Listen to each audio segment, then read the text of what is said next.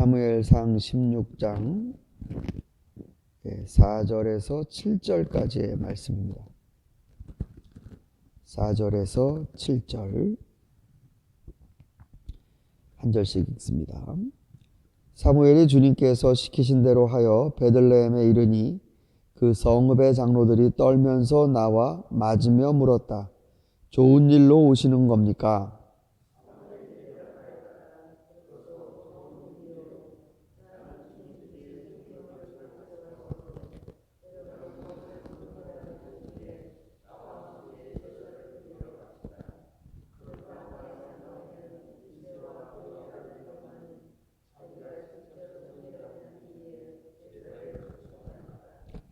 그들이 왔을 때에 사무엘은 엘리압을 보고 속으로 주님께서 기름 부어 세우시려는 사람이 정말 주님 앞에 나와 섰구나 하고 생각하였다.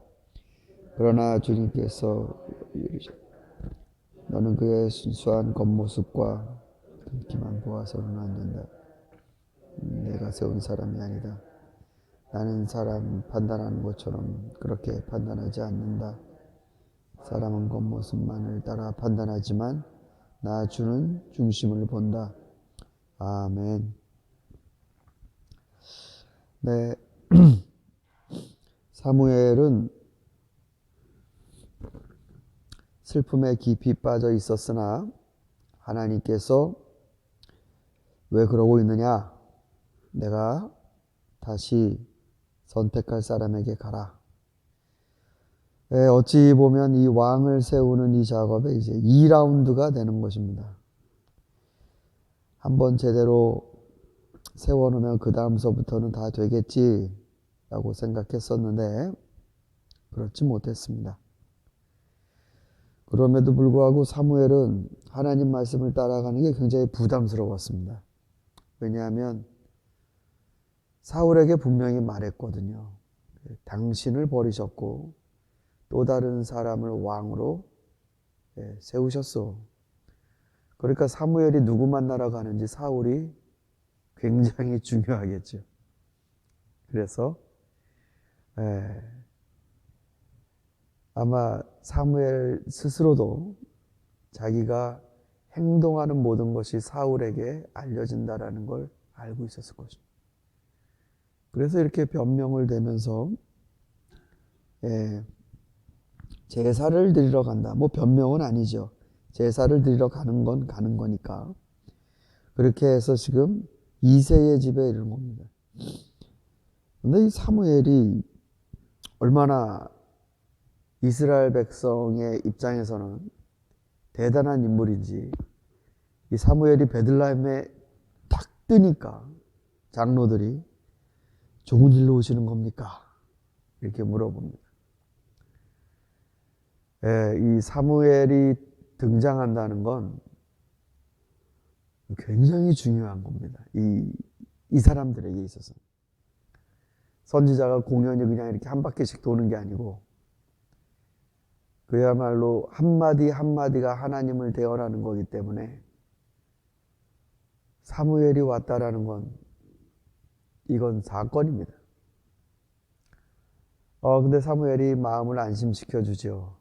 아니요, 좋은 일로 왔어. 우리 같이 하나님께 제사를 드립시다. 그런 뒤에 이새의 집은 특별히 세웠습니다. 그리고 이새의 아들 중에 엘리압이 처음으로 사무엘의 눈에 들어왔습니다. 그러자 주님께서 기름 부어 세우시려는 사람이 정말 주님 앞에 나와 섰구나. 사무엘의 눈에 들어왔습니다. 이 사람이. 아마 사울을 처음 봤을 때도 이런 식의 마음에 이 사람이 바로 왕의 인상이다. 이랬을지 모르겠습니다. 그런데 하나님은 아니다. 너는 그의 준수한 겉모습과 큰 키만 보아서는 안 된다. 그는 내가 세운 사람이 아니다.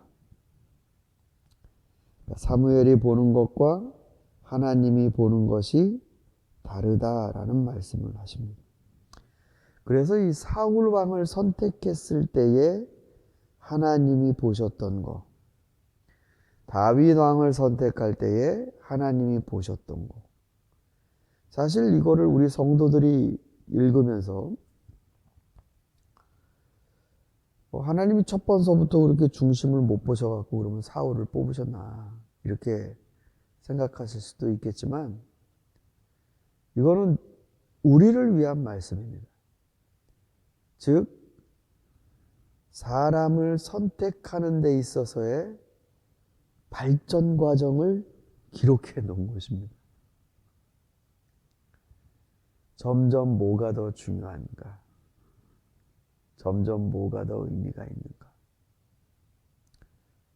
네, 여러분도 사람을 직접적으로든 간접적으로든 혹은 원하시든 원하시지 않든 사람을 골라야 될 때가 아마 오실 겁니다. 이거 어떤 사람을 골라야 될까? 우리 아이들 자라는 그 과정에서 제가 배운 게 참 많이 있는데요. 이 꼬맹이 때는 과자를 사줘도요, 과자 이 뭐 하나만 조금만 금 가고 깨지고 그러면 안 먹습니다. 그리고 뭐가 조금 묻으면 그걸 통째로 안 먹고 그래요. 큰일 나는 줄 알고요. 근데 애들이 이제 좀 어느 정도 크니까요, 아무 상관없이 먹습니다. 우리 그 장을 보는 젊은 엄마들도 뭐 이렇게 과일이나 채소를 고를 때 조금만 상처가 나거나 그러면은 그게 이 장바구니에 잘 안 담깁니다. 근데 점점 이제 이 맛있다라는 것에 그 경험이 이제 축적이 되면 이 상처나고 이런 건 안 보입니다. 그래서 어차피 깎을 건데 뭐 이거 깎아내면 다 떨어져 나가는 거 그러면서 상처나고 그런 것도 안 보고 속이 차 있거나 그러면 장바구니에 담습니다. 그 선택이 달라지죠. 예, 젊은 사람들 사람을 뽑고 사람을 만날 때 특히 또 이제 인생의 풍파를 지나고 그런 연령에 이른 분들이 사람을 뽑을 때 이게 좀 기준이 달라지는 것 같습니다. 하나님은 중심을 보신다고 하셨습니다. 중심. 그러니까 엘리압이라는 사람이 딱 나타났는데 너무나 딱 맞아 보여요. 사울 못지않은 풍채를 갖고 있고, 근데 하나님은 그 엘리압이라는 사람이 이러한 상황이 됐을 때, 즉 사울과 같은 리더십의 자리에 있을 때 그 사람의 중심이 어떻게 반응하는가, 하나님은 그거를 두들겨 보시는 겁니다. 아무 일 없을 때는 다 좋아요. 다 웃고요. 그러나 하나님의 대행을 하면서 하나님의 일을 해갈 때 별의별 일들을 만나게 되는데, 그때 정말 하나님을 대행할 수 있을까? 즉 하나님이 원하시는 바를 하시려고 하는데 하나님의 원하시는 바를 그대로 지속할 수 있을까? 여러분, 하나님 보실 땐요, 하나님이 좋다고 생각하시는 것이 좋게 보이는 사람, 하나님이 싫어하게 보이시는 게 싫어하게 보이는 사람, 그런 사람이 하나님이랑 같이 일할 수 있는 중심이 있는 사람입니다. 뭐 그냥 어려서부터 착해갖고 뭐 다른 사람 해코지 한번 한 적 없고 양심이 깨끗하고 무슨 사고 한번 안 쳤다. 이런 걸 중심이 됐다라고 보는 게 아닙니다. 하나님 앞에서는 중심이 됐다라는 뜻은 하나님이 중심이실 때 자기가 중심이 없는 겁니다. 철학이 분명해. 소신이 분명해. 이런 사람이면 되겠어. 이게 중심이 아니란 말입니다. 사울 왕 케이스에서 이게 역력히 드러납니다. 아말렉을 미워하셔서 자기 자식을 친 아말렉에 대해서 하나님의 감정이 어떠한지 너는 그때 너희의 조상이 이집트에 나올 때 아말렉이 했던 일을 잊지 마라. 그러면 그걸 담는 게 중심입니다. 그걸. 근데 사실은 아말렉이 별로 안 미워요. 다 없애버릴 것처럼 생각 안 해요. 그러니까 하나님의 감정과 하나님의 의도를 못 담습니다.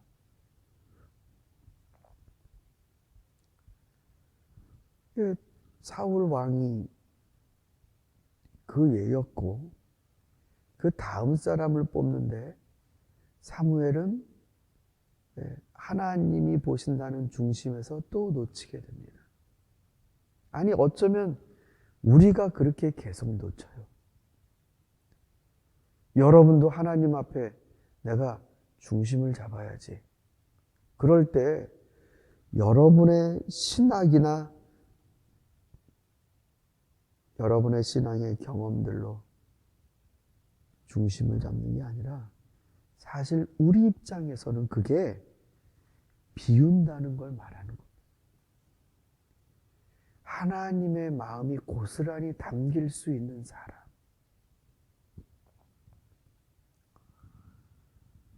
예수님께서 만왕의 왕이라고 찬양을 받으시죠. 만왕의 왕. King of Kings. 그런데 그 만왕의 왕이신 임금님, 그 예수님은 요한복음에서 이런 말씀하셨어요.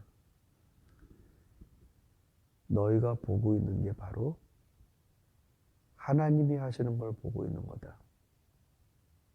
이거 대뜸 유대인들은 불경죄로 본 거죠. 아니 어떤 이런 미친놈이 다 있나.